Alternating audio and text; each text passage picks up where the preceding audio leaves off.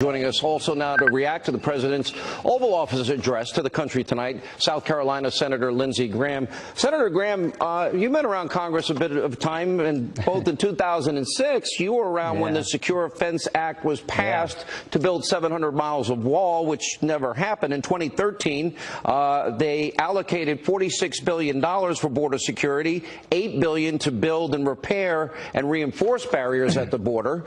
And I'm listening to Senator Schumer and Congresswoman Pelosi say this is a manufactured crisis. Would you say that to Police Officer Singh's family tonight, or Pierce Corcoran's mom and dad that were on this program last night, or the families of victims of 4,000 homicide families? Would you say this is manufactured? It couldn't be more real to them. This is the most presidential I've seen President Trump. It was compelling, and everything he said was true. About 30% of the 2,200 miles of border has some form of barrier. There are already walls along the border. We just need to extend those walls where it makes sense. The one thing we have in common as a member of the Senate, Speaker of the House, Minority Leader of the Senate, and President of the United States, we have a bunch of people guarding us with guns. It's pretty hard to get in the Capitol, really hard to get in the White House. All the president's saying is, I'd like to provide more security to the American people. It is a crisis, Sean. I've tried to be reasonable and practical when it comes to immigration, and I'm flabbergasted to hear from my Democratic colleagues who have voted for billions of dollars in border security money that this is manufactured. Was it manufactured when Obama wanted the money? No. Why did you give the money to Obama and Bush if it was a manufactured crisis? Well, and I think if you look, Hillary Clinton supported it, Chuck Schumer supported it, Biden supported it, Obama supported it. We have had in the last 2 weeks really high-profile incidences. One is Officer Singh, and the other is this young man. His parents were on the show last night. Pierce Corcoran died, illegal immigrant, killed him in a drunk driving accident. And the question here is, when you add to that the human trafficking, the drug trafficking, and you add to that the violence at the border, and let's assume 98% of people across the border, which I believe are people that want more freedom and opportunity. But we got to ask ourselves, how many lives, if we lose 4,000 lives in a 2-year period, is that a manufactured crisis? To my Democratic friends, how many caravans have to rush the border until you believe we have a problem? We have 300,000 people waiting for asylum claims to be adjudicated. We have 11,000 unaccompanied minors from Central America. It costs us $750 a day to house them. Only God knows what they go through to get here. Illegal immigration is on the rise because our policies are attracting people here. Every Democrat you heard from tonight has voted for border security, but when it comes to Trump, they say no. So Nancy Pelosi says end the shutdown. Donald Trump says secure the border. How about this? Let's secure the border, then end the shutdown. Let me ask you, Senator, it seems to come down to their argument is, and I know it is inconvenient for those furloughed employees. I acknowledge and I can sympathize with them. I know their checks are going to be delayed in some cases, but it's a partial government shutdown. Essential services are up and running, and that constitutes what 2/3 to 70% of the government stays open. And I do want these people that have been furloughed to get back money, et cetera. But the point is, if the president doesn't take the stand here fully, do you see any other path that he can use that he will get the money to stop the crimes from happening on our southern border, the drug trafficking, human trafficking, some criminal elements that want to cross over our border? I've been dealing with this since 2006. This is the best chance I've seen to get a deal. The president made a compelling case tonight for more border security, and I think he is right to ask for more money to secure our border. As to the government employees, I'm sorry you're in the middle of this mess, but you'll get your back pay. You're going to be fully compensated. Miss Singh is not going to get her husband back. To all those people who have lost loved ones from illegal immigration, your loved ones are not coming back. So I'm bound and determined to see this thing through. There should be a deal where we secure the border, give the president the wall money he needs, and try to fix other problems like TPS reform and maybe do something for the DACA population.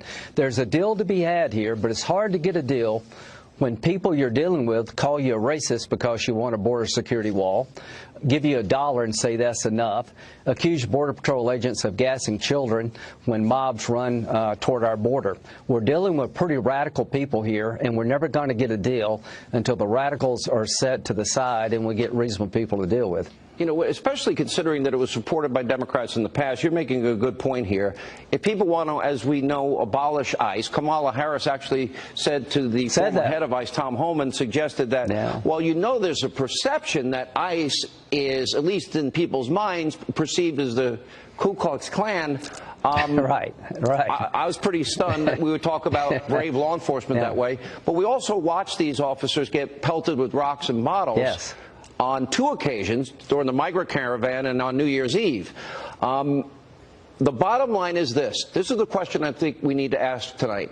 Will the wall work? In Yuma, Arizona, the sheriff said it works. It works every time it's been tried. Well, it works in Israel. I can tell you, I've been dealing with border security issues for 10 years plus. Every time we build a physical barrier, the drug trafficking goes down, the illegal crossings go down. There's some places you don't need a physical barrier, but there's 700 miles of fencing has been authorized since 2006. We just want to build what we've already agreed to do. And so the bottom line is walls work, but you're dealing with a group of people who see their government as the problem. They see the Border Patrol agent as the problem, not the mob. They see the ICE agent as the problem, not the illegal immigrant they're trying to go after. They see walls that already exist as immoral. You know what I think is immoral?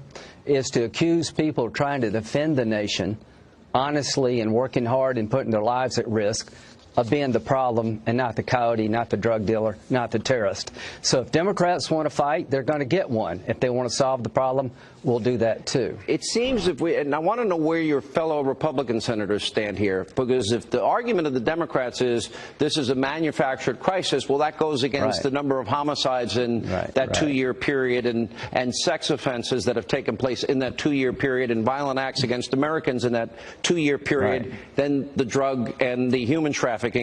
The question is here, we're talking about, on the one hand, we're going to have some people that work for our government that are inconvenienced. I am sympathetic to that. I'm sorry about that. Yes, me too. But I'm also sympathetic to the parents that were on this program last night. I'm sympathetic to the 5-month-old little boy of a police officer in California that will never see his father for the rest of his life. And I'm sympathetic to the victims of crime. Are your fellow Republicans willing to say life and death is more important than a delayed paycheck and inconvenience? I hope Republicans will remember, like most Democrats, you voted for $25 billion for border security funding in February of 2018. If it's a manufactured crisis, Senator Schumer, Speaker Pelosi, why did you vote for a border security package less than a year ago that had $25 billion for border security, including wall money? To my Republican colleagues, this is the best chance we'll ever have to help President Trump get border wall funding, steel barrier funding, and at the same time fix the loopholes. The only way we lose is to give in. If we'll stand firm, put deals on the table that make sense, we will win this on behalf of the American people. But if we undercut the president, that's the end of his presidency and the end of our party, and we deserve to be punished if we give in now. In other words, as long as it takes, you believe you and your fellow senators are willing to stay and fight to stop drugs, human trafficking, and criminal activity from the small percentage of people that cross our border because it's unsafe and not secured. Before the end of this week, I intend to put legislation together that has wall funding like the president has requested and argue that we voted for the same thing in the past before he was president. I intend to put legal reforms on the table that we've all voted for. I intend to help the TPS population. About 400,000 people are going to lose their legal status. And I'm willing to entertain legal status for the DREAM Act population that we've all voted for. So what am I going to do? I'm going to take bills we've all voted for and see if they can be voted for under Trump. The problem is not the policy. The problem is that my Democratic friends don't acknowledge that President Trump won. That's the problem. All right, Senator Graham, thank you for being with us tonight.